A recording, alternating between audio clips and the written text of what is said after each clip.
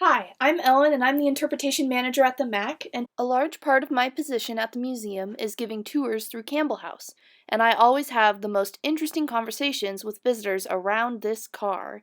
This is a Roush and Lang 1916 electric car, and to our knowledge, one of only 3 or 4 in existence. We have it on display because it is very similar to the one that the Campbell family had, though theirs was a 1913 model. This particular car belonged to a neighbor named Agnes McDonald, who donated the car when she stopped driving it in the 1950s.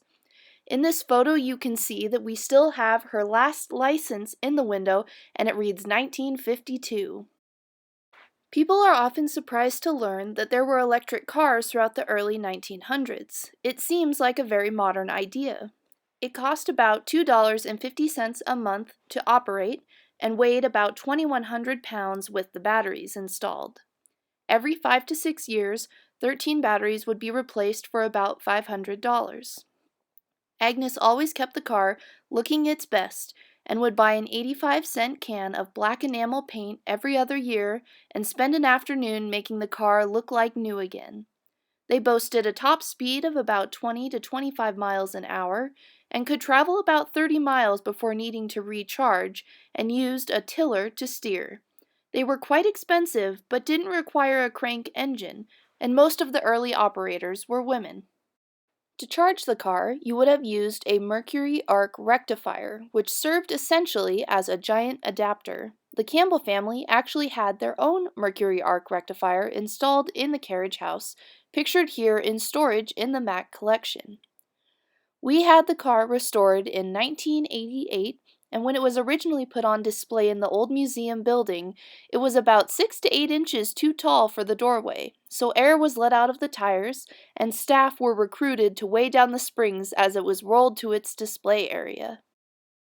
We have some great stories about Agnes and her electric car that we get to share. A personal favorite is about the day she was parked on Post Street and headed home. She heard several folks yelling, but she thought nothing of it until a man knocked on her window and said, "You're towing off a car!" Turns out her car spring had caught the bumper of a brand new Buick, and even though their brakes were on, she was easily towing the car. A traffic blocking crowd enjoyed watching the two cars being pulled apart.